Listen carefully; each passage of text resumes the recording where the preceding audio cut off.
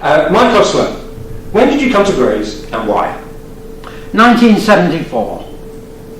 I, at that time, was living and working in Bristol, and I was in theatre cinema management at that time in Bristol, and brother-in-law showed us an advert in one of the local government papers. Actually, he was in local government down there. Showed us an advert for theatre manager wanted for Thurrock, and I thought, I've always liked Scotland. I applied for that, and it was a bit of a shake.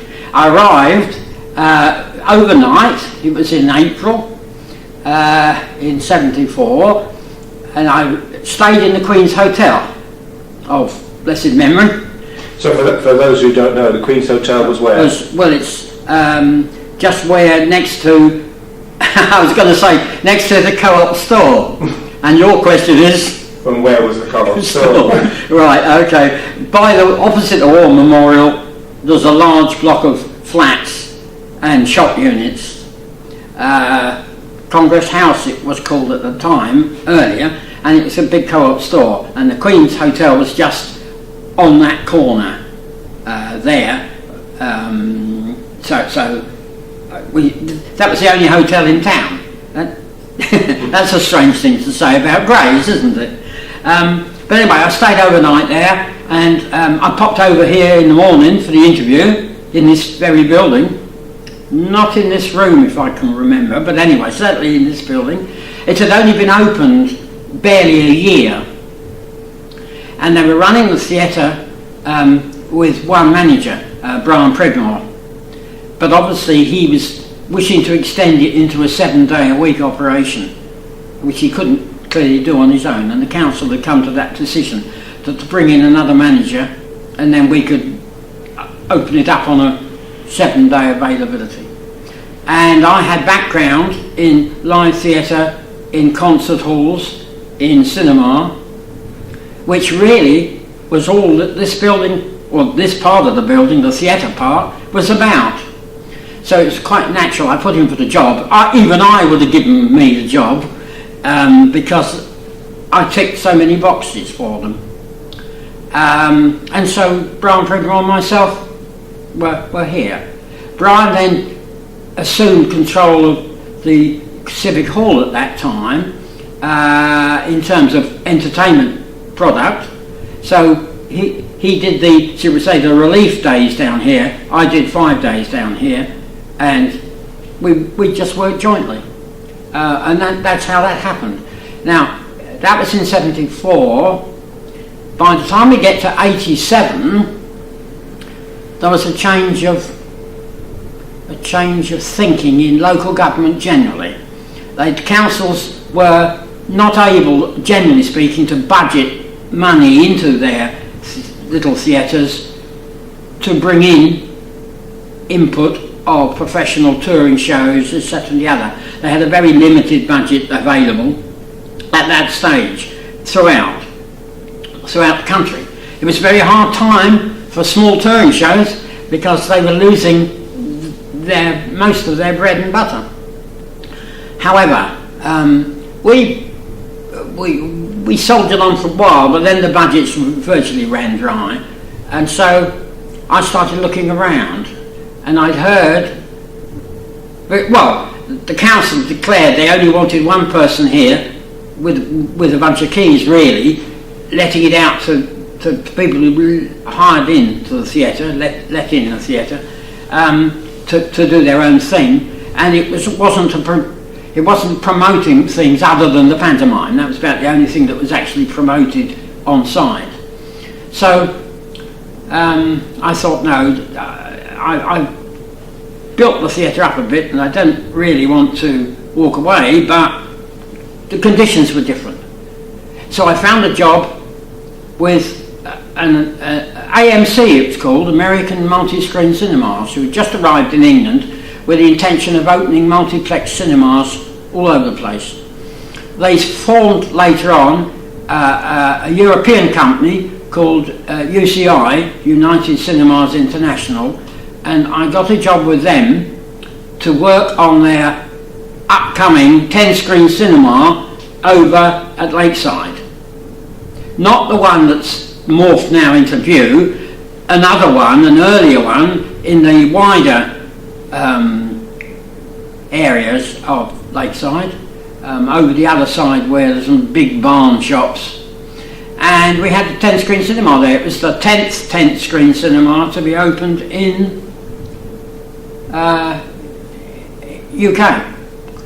I still lived in Grays, but clearly I was I was working 3 miles away. Oh, big deal. But having set up in Grays with the theatre and living not far away from the centre of Grays, we stuck with that. Our 2 lads who were with us at the time were both commuting to London, and so it made a perfect sense. So I worked in Grays, in West Thurrock, very short commute, and the boys both went to London and back. That's why we stuck. Now, why am I still here? Yes, why are you still here? Well, prior to getting into the theatre business and cinemas, I had done a lot of moving about. Been in the forces, flying for 12 years all over the world. We were based in Singapore a couple of times, and all these little short moves, which had to happen for the job. But you reach a stage when you think, oh, I'm not packing up stuff in boxes again and putting stuff in store and all that. Let's find a house and stick with it.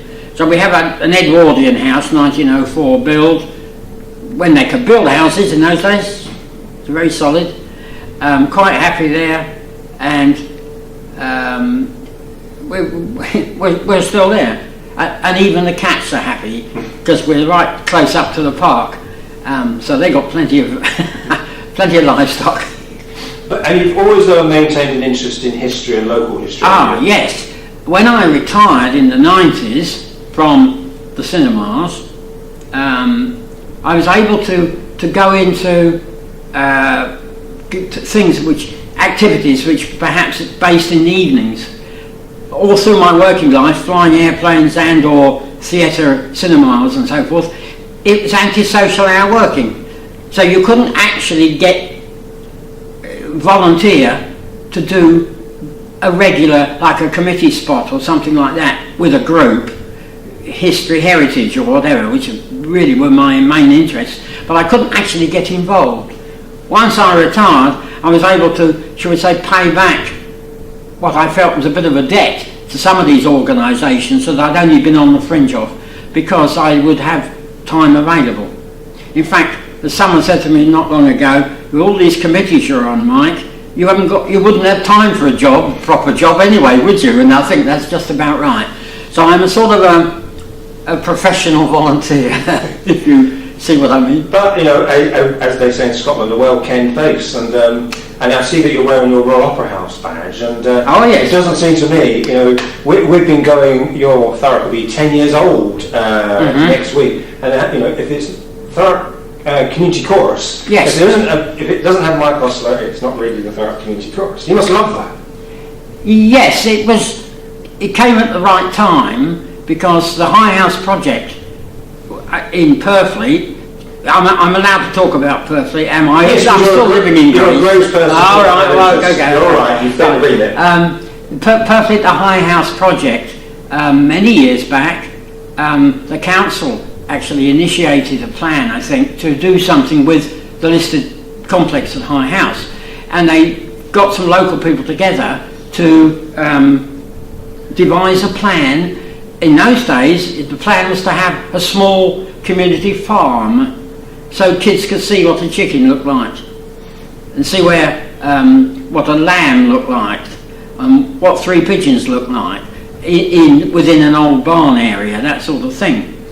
And we'd actually, I because of the heritage aspects of the whole project with the location, I subscribed to that committee and got into that little planning group, and we put in a lottery bid. We were just about to put it in when foot and mouth struck, and all of a sudden people who lottery had previously been doling out money to people with small farm projects, all of a sudden, too many hoops, local government said, oh, hang on a minute, if we're going to have animals live, we've got to have washing facilities, you've got to have this, we can't do this. And all of a sudden, community farms were no longer flavour of the month. So we sat there looking at these crumbly buildings and wondered what the hell could go on. Then, as luck would have it, some would say, the Thurrock Thameside Development Corporation came riding in over the horizon and decided, having put a little bit of odd bits of land together and got the bridge coming over the railway lines from the bypass, it had a sort of freestanding site that they declared was for light industry. And light industry in the guise of a cultural centre was in their minds. The Opera House came, a bit of a story, we won't go there, but luckily they were the main partners to come in, and they wanted to get off with and launch the workshops with a bang, so they commissioned an opera based very loosely on local history. Who are they going to call? Who they got around who had local history interest and experience, who they were going to call who had a little bit of a theatre background and knew about the problems of promoting a show and putting a show in. And for some reason, the finger pointed at me, and I was one of about a dozen people who volunteered to work with the librettist on the history aspects of the whole thing.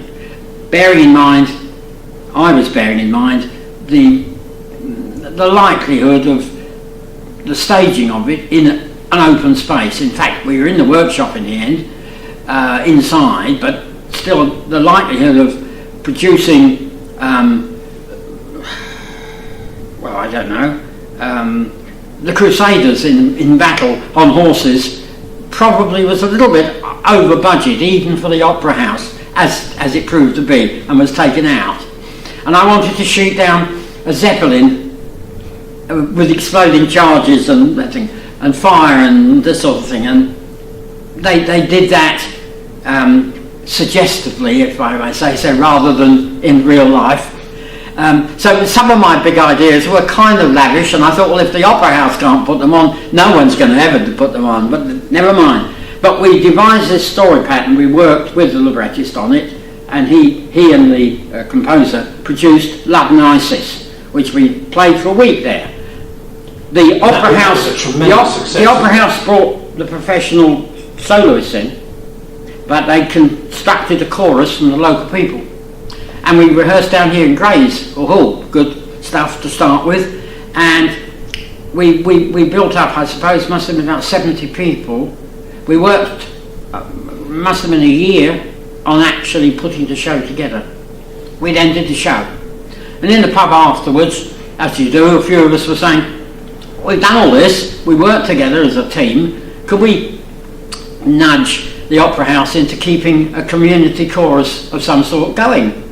Because we weren't called that at the time, it was just the Love and Isis company, really. And the Opera House, when they approached, said, well, that's funny, we had in mind of you doing the idea of doing the same thing, because one of their boxes to tick for funding is community involvement, and something like a chorus which is rehearsing regularly and performing here and also up in Covent Garden or in London venues as well, to give it a little bit of experience, one might say, would seem to be the thing. Because there's nothing better than, I've been in the Claw studio, the pre-season curtain raiser, yes, when you have, some of the great acts around the world who are presented to the patrons, and there as well has been the Thurrock Community Chorus. Yeah. It's been fantastic, isn't it? Yeah, well, that's what we that's what we thrive on, really. And now we're coming up to September. We're off during the school holidays, so we haven't done any rehearsing in August. But come September, every Monday we're in Palmer's College in the evening rehearsing, and in September we offer 2 open evenings, 2 of the Mondays, that we invite anyone to come in. They don't have to sign up or auditions or do anything like that. They come in, they sit with us, they even have a cup of coffee if they're lucky and a biscuit, and they experience a rehearsal in action to see whether they would like to commit to that. Full details on the Royal Opera House website. Look for Thurrock and local participation, community chorus, all the details are there about these rehearsals. But that is still, that's upcoming for me now. We're back into that. We're back at Palmer's. That's Grays, isn't it? Yes, we're rehearsing in Grays, so this is going well. So in conclusion, your love of, you've lived here since '74, you've participated fully in life, and you're continuing to do, and we hope you do, and you've always been a great supporter of our online newspaper over the 10 years. Do you think people should follow your lead and just get involved in stuff? Well, it doesn't suit everyone, I don't expect. However, people won't know until they try. To be honest, I wasn't expecting to be a performer. I mean, I did the Lab Nisus because it was all hands on deck to get this big project moving, and we all did it. And afterwards, I surprised myself by putting my hand up when they were saying, who's going to stick with this and who wants to sign on? And I thought, no, I'm well embedded into it. I'm interested still in the High House project that the Royal Opera House is clearly involved with the production part. They're part of it, a partner of it. I volunteer with them when they do guided tours on Fridays. They have a panel of available volunteers who help looking after the tours and make sure people don't get lost and so forth. But we're up there and we help because there are questions about the history of the site which doesn't come in the opera tour, so there's a little add-on there. If someone wants to catch me afterwards and ask a bit more about High House and the old farm, and I say, have you got 2 hours to spare? And they're there. So I bring all the bits together. They all work together. Now this is fine if people have got experience of living and working and perhaps being with a club or something in Grays. Then once you retire, it's not a question of pipe and slippers and afternoon telly. You've got to keep active out there and expand your interests, get involved with extra things, I would say. And it's definitely worth a try. It doesn't cost anything to try these things out. And if you suddenly think, no, I don't really want an allotment after all this, I'm fed up with tomatoes, okay, give the allotment to someone else and go and try something else. There are plenty of groups and activities around, more so than perhaps 10 years ago than there used to be.